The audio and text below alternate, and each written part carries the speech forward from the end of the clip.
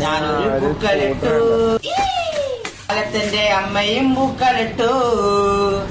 അച്ഛൻ വന്നപ്പോ വൈകുന്നേരം വാളുണ്ടും പൂക്കളിട്ടു. എന്തിനടി പെണ്ണെ തല നെല്ലിക്കരയണത്?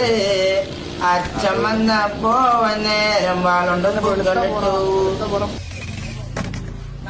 തലപതി നീതാണ് നമുക്ക് ആങ്കെ തലവാ അഴകിയ നീതാണേ എല്ലാം